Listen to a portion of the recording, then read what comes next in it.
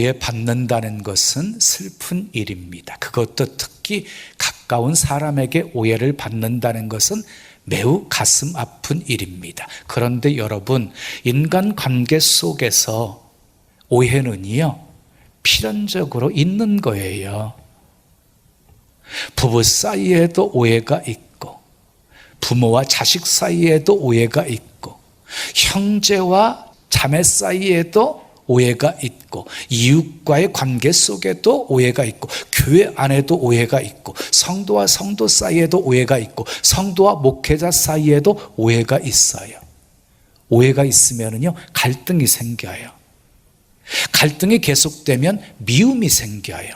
계속 미워하다 보면은요, 서로 등지고 갈라서게 되어지는 거예요. 그러니까 오해는요, 갈등을 낳고, 또 갈등은 미움을 낳고, 미움은 결국 분열을 낳게 되어지는 거예요. 그러므로 반드시 우리 삶 속에서 오해는 풀고 가야 하는 부분이에요. 오해 푸셔야 돼요. 오래 가면 갈수록 나만 손해가 되어지는 것이에요. 한나는요, 아들을 얻기 위해서 눈물로 하나님께 기도했어요. 근데 그 모습을 엘리 제사장이 술에 취한 것으로 오해했어요. 한나도 오해받았어요. 사도행전에 나오는 제자들은요, 성령 충만받고 방언을 하기 시작했어요. 근데 사람들이요, 술에 취했다고 오해를 했어요.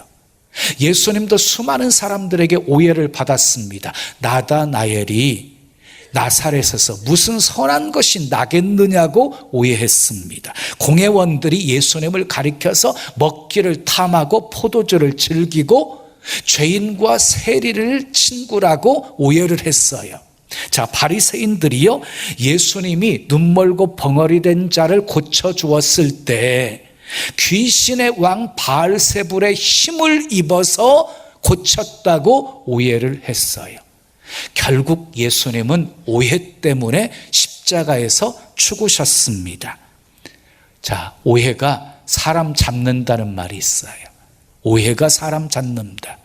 정말 오해가 사람 잡습니다. 오해의 반대말이 무엇입니까? 오해의 반대말은 이해입니다. 이해.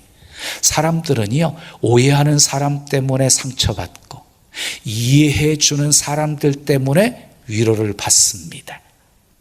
요한복음 8장에 보면 서기관과 바리새인들이 현장에서 간음하다가 잡힌 여인을 끌고 예수님 앞에 데리고 왔어요. 모세 율법에 의하면 이런 여인은 돌로 쳐 죽이라고 했는데, 선생님은 뭐라고 말씀하시겠습니까? 예수님을 시험에 빠뜨리려고 한 거예요.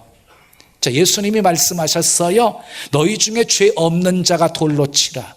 그리고는 이 몸을 굽히셔서 땅바닥에 손가락으로 무엇인가 쓰셨어요. 그랬더니 돌을 들고 던지려고 했던 무리들이요, 돌을 땅바닥에 놓고 다 떠나갔어요. 이제 예수님과 그 여인 단둘이만 남게 되었을 때 예수님이 이렇게 말씀하십니다. 나도 너를 정죄하지 아니하노니 가서 다시는 죄를 범하지 말라. 여러분, 돌을 들고 던지려고 했던 사람들은요, 누구 하나 여인을 이해하는 사람이 없었어요. 그런데 예수님은 진정으로 그 여인을 이해해 주셨습니다. 여러분, 예수님은요, 병든 자도 이해하셨고, 병든 자의 아픔도 이해하셨고, 슬픔과 고통 중에 있는 사람들의 사정도 이해하셨고, 그리고 죄인들의 외로움도 이해하셨고, 그리고 제자들이 겟세마네 동산에서 기도하지 않고 자고 있을 때 마음은 원이로되 육신이 약하도다라고 말씀하시면서 제자들의 연약함도 이해하셨습니다. 두 강도가 있었어요. 강도치다가 잡혀서요, 처형을 받게 되었는데 십자가형이었어요. 그래서 예수님이 가운데 십자가 매달리시고 좌우편에 두 강도도 십자가형을 받고 있었어요. 그런데 그중 한편 강도가요, 예수님을 오해했어요. 네가 그리스도가 아니냐, 너와 우리를 살려보라. 그런데 우편에 있었던 강도는요, 예수님을 이해했어요. 예수여, 당신의 나라에 임하실 때 나를 기억하소서. 예수님이 말씀하십니다. 오늘 내가 나와 함께 낙원에 있으리라. 오해했던 강도는 지옥으로 갔고, 이해했던 강도는 천국으로 갔습니다. 여러분, 이렇게 이해와 오해는 엄청난 차이의 결과를 만들어내는 것입니다. 그러므로 우리는 오해하지 말고 이해하며 사셔야 하는 것입니다. 그러면 어떻게 이해하며 살 수 있을까요? 오늘 본문을 보면 사두개인들이 예수님을 시험하려고 왔어요. 사두개인들이. 근데 여러분, 사두개인과 바리새인들은요, 서로 이렇게 대적하는, 그리고 서로 대립하는 그런 종파였어요. 왜 사두개인과 바리새파가 그렇게 대립했느냐? 바리새파들은 부활도 믿고 영도 믿고 천사도 믿었어요. 근데 사두개파 사람들은요, 부활도 영도 천사도 믿지 않았어요. 영혼은 육체가 죽으면 함께 죽는 것이라고 생각을 했어요. 그리고 사두개파 사람들은요, 모세 오경만 믿었어요. 그들의 질문이 참 재미있습니다. 오늘 본문 18절에서 23절 말씀 우리 함께 읽어요. 시작. 부활이 없다 하는 사두개인들이 예수께 와서 물어 이르되 선생님이여, 모세가 우리에게 써주기를 어떤 사람의 형이 자식이 없이 아내를 두고 죽으면 그 동생이 그 아내를 취하여 형을 위하여 상속자를 세울지니라 하였나이다. 7형제가 있었는데 마디가 아내를 취하였다가 상속자가 없이 죽고, 둘째도 그 여자를 취하였다가 상속자가 없이 죽고, 셋째도 그렇게 하여 7이 다 상속자가 없었고 최후의 여자도 죽었나이다. 7사람이 다 그를 아내로 취하였으니 부활 때, 곧 그들이 살아날 때에 그 중에 누구의 아내가 되리이까? 사두개인들이 예수님께 질문한 내용은요, 7 형제 얘기했거든요. 마지가 상속자 없이 죽었어요. 그런데 신명기 25장에 보면 계대 결혼법이 있어요. 상속자 없이 죽으면은요, 그 밑에 동생이 그 형수와 사는 거죠. 어떻게 보면 그 여자를 다시 아내로.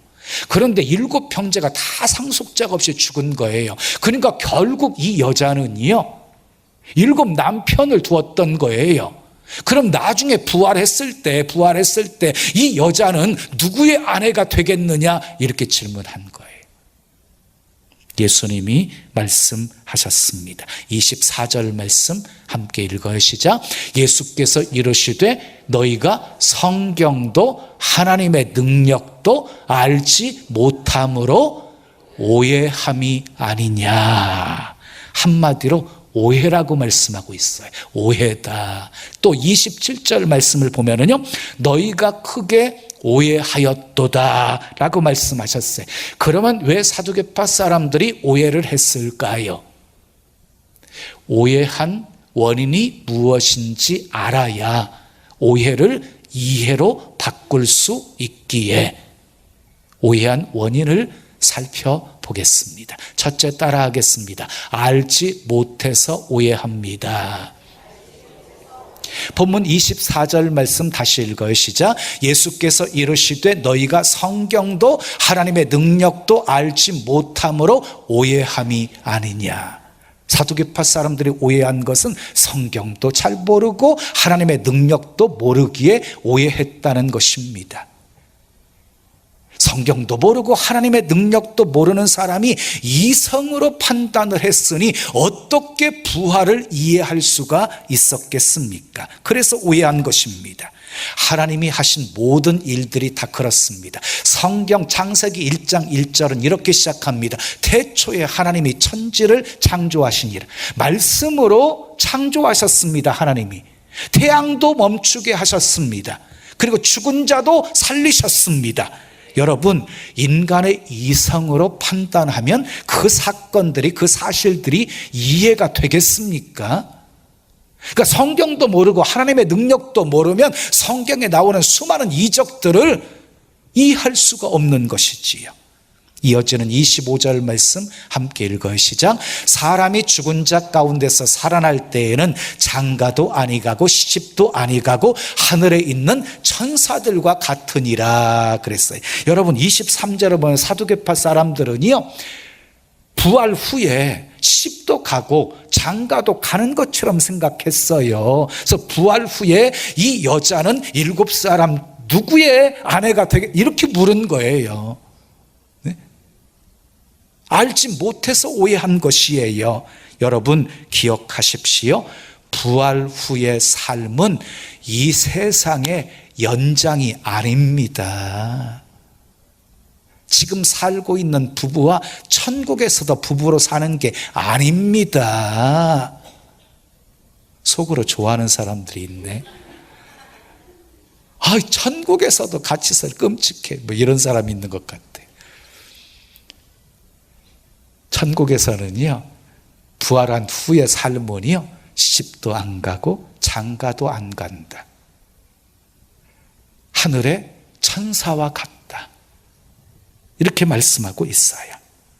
자, 사두개인들의 오해는요, 성경도 하나님의 능력도 몰라서 오해한 것이에요. 인간관계도 마찬가지예요. 제대로 알지 못해서 오해하는 것입니다. 여러분 주변에 오해하는 사람들 보세요. 누구에게 부정적인 소문 듣고 오해하는 거예요. 팩트 사실을 확인해 보지도 않고 오해하는 거예요. 오해하는 사람들의 공통적인 특징이 있어요. 자기 생각, 자기 판단이 옳다고 생각해요. 상대방 입장에서 생각하지 않아요. 철저하게 자기중심적이에요. 여러분 이해라고 하는 영어 단어가 뭐예요? understand, under 아래에, stand 서다 하는 말이에요. 누가 상대방 아래에 설 수 있는 것입니까? 겸손한 사람이 아래에 설 수 있는 것입니다. 상대방을 이해하려는 사람이 아래에 설 수 있고 하나님 중심적으로 사는 사람이 아래에 설 수 있는 것입니다. 사두개인처럼 제대로 알지 못하면 우리도 오해할 수 있습니다. 사실을 확인하고 오해를 이해로 바꾸시기를 축복합니다. 자, 두 번째 따라하겠어요. 사랑으로 보지 못해서 오해합니다. 사두개인들은요, 어떻게 해서라도 예수를 끌어내리고 예수님을 죽이려고 예수님께 접근했던 사람들이었어요. 그러니까 예수님이 좋은 일을 행하셨어도 그것을 좋게 보지 않았어요. 예수님의 가르침을 듣고 그들 놀랬어요. 기적을 보면서 놀랬어요. 예수님께 남다른 신성이 있다는 사실을 보고 알았어요. 그럼에도 믿지 않았어요. 그리고 끝내 배척해버리고 말았어요. 사랑으로 보지 않았기 때문입니다.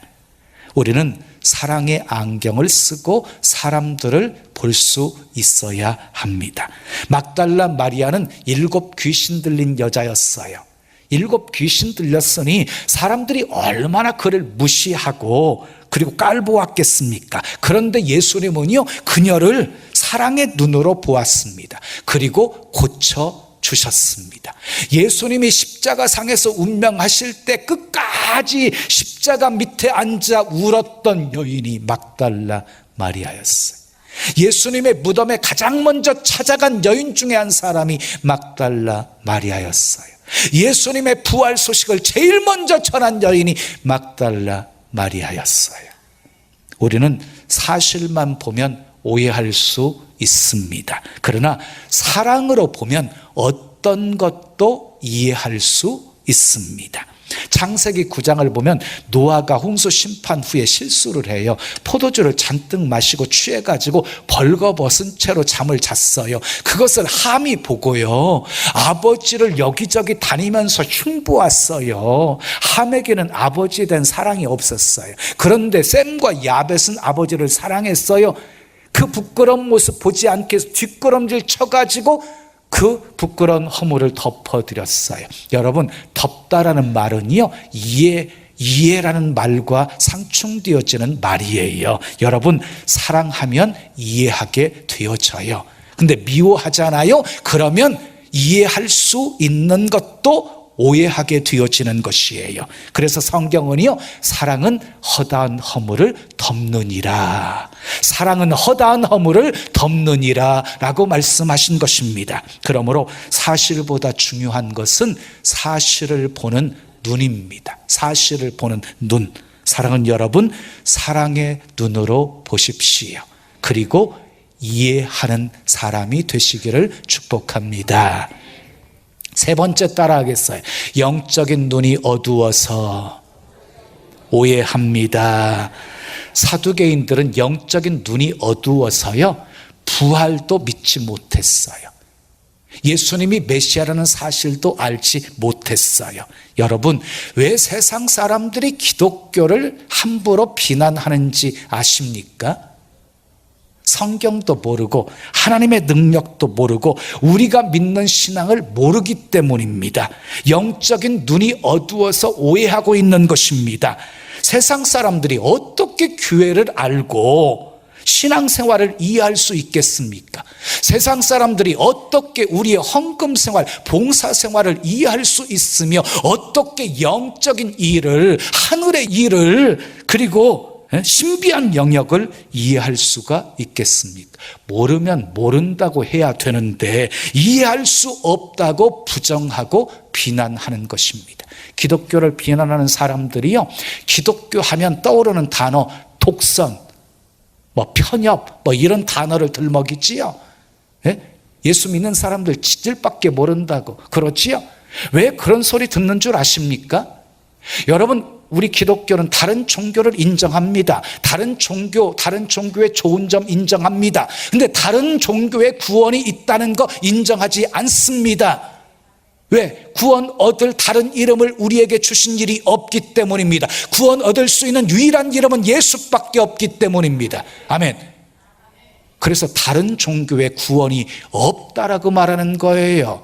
근데 세상 사람들은 종교가 하나 되는 것을 박수 쳐주는 거지요. 제대로 모르니까, 성경도 모르고 하나님의 능력도 모르니까 함부로 비난하는 거예요. 예수님은 30년간 나사렛에서 살았어요. 그래서 나사렛 예수라고 불려졌어요. 그러니 나사렛에 살고 있는 사람들은 예수님을 얼마나 잘 알고 있었겠어요. 성장하는 과정도 보았지, 그 가정의 형편도 보았지, 그 형제가 누구인지도 알지, 그 부모에 대해서도 알지, 너무너무 잘 알고 있었어요. 그런데 어느 날 예수님이 선지자가 되어서 오신 거예요. 고향 사람들을 불러 모아놓고 가르치시는 거예요. 놀랬지요. 막 기적을 베푸시는 거예요. 서기관들보다 훨씬 뛰어나다는 것을 인정했어요. 그러나 그들은요, 저가 목수의 아들이 아니냐, 요셉의 아들이 아니냐, 그 편견에서 벗어나지 못하고 결국은요, 예수님을 배척하게 되어진 거예요. 여러분, 예수님은요, 이 땅에 빛으로 오셨습니다. 이방인도 그 빛을 보았습니다. 동방박사들도 그 빛을 보았습니다. 들에서 양을 치던 목자들도 그 빛을 보았습니다. 가나안 여인도, 이방인이었던 백부장도 그 빛을 보았습니다. 그런데 예수님과 한 동네에서 30년 동안이나 살았던 그들은 그 빛을 보지 못했습니다. 편견 때문에 영적인 눈이 어두워서 보지 못한 것입니다. 그래서 무조건 예수님을 불신했고 배척한 것입니다. 가나안 땅을 정탐하고 돌아온 12명의 이야기를 우리는 잘 알고 있습니다.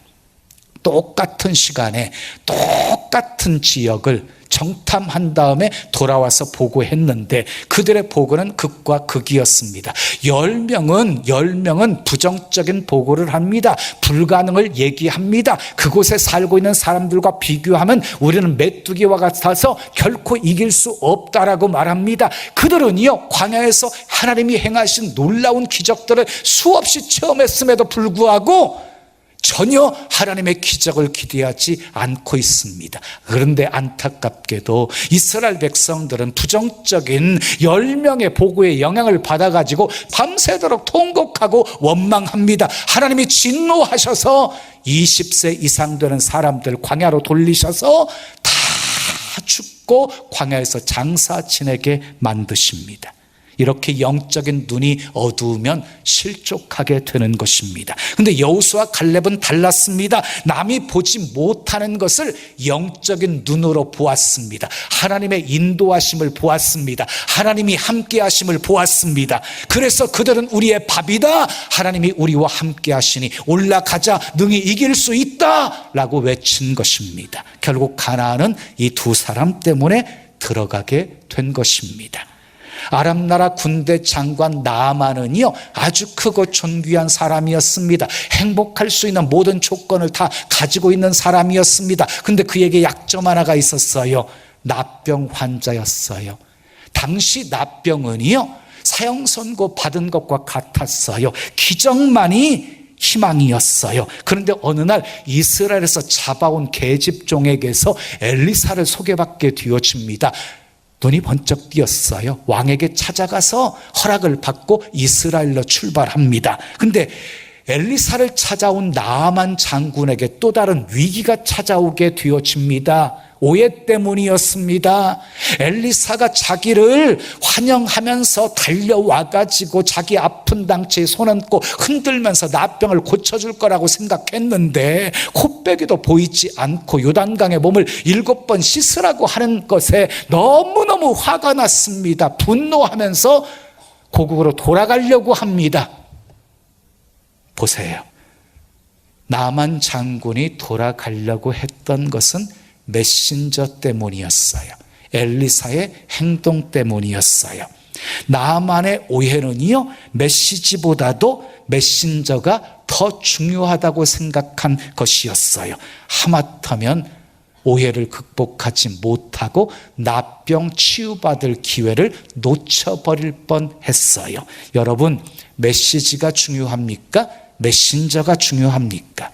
메시지가 중요합니다. 그런데 메신저가 마음에 안 든다고 메시지를 거부하고 있지는 않으십니까? 마태복음 23장 3절을 보면 예수님께서 바리새인들을 향해서 바리새인들에 대해서 이렇게 말씀하셨어요. 그들이 말하는 바는 행하고 지키되 그들이 하는 행위는 본받지 말라. 바리새인들의 외식하는 행위는 본받지 말되 그들이 전하는 하나님의 말씀은 행하고 지켜라. 이렇게 이게 무슨 말입니까? 메신저와 메시지를 구별할 줄 알아야 된다는 것이에요. 여러분, 메시지를 거부하는 행동은요, 결국 하나님의 구원을, 하나님의 축복을, 하나님의 은혜를 거부하는 행동과 같은 것이에요. 사랑하는 여러분, 메신저에 집중하지 마시고 메시지에 집중하십시오. 메시지에 하나님의 은혜가 있고, 아멘, 구원이 있고 치료가 있고 축복이 있습니다. 사랑하는 여러분, 우리는 살아가면서 수많은 오해 속에 살아갑니다. 오해를 하기도 하고 오해를 받기도 합니다. 여러분, 여러분이 오해 받았을 때 그 아픔이 얼마나 컸는지를 아시지요? 그러므로 함부로 오해하지 마십시오. 왜 오해합니까? 알지 못해서 오해하는 것입니다. 사랑의 눈으로 보지 않기에 오해하는 것입니다. 영적인 눈이 어두워서 오해하는 것입니다. 여러분에게 묻고 싶어요. 오해로 인하여서 발생되어진 문제를 여러분들은 어떻게 해결하십니까? 그냥 사십니까? 잊어버리려고 힘쓰십니까? 여러분, 오해는 방치해서 해결되는 것이 아닙니다. 잊어버리려고 한다고 해결되는 것이 아닙니다. 그 사람과 등지고 산다고 해결되어지는 것이 아닙니다. 오해는 반드시 풀어야 합니다. 아멘. 반드시 오해는 풀어야 합니다. 하나님께 도움을 청하십시오. 지혜를 주실 것입니다. 주님께서 주시는 메시지에 순종하셔서 오해를 이해로 바꾸시고, 아멘, 늘 감사하고 사랑하며 사시기를 예수님의 이름으로 축원합니다. 축원합니다. 지금은 선교 헌금 시간입니다. 이 예배를 통해 삶 가운데 은혜와 회복이 충만하시길 간절히 기도합니다.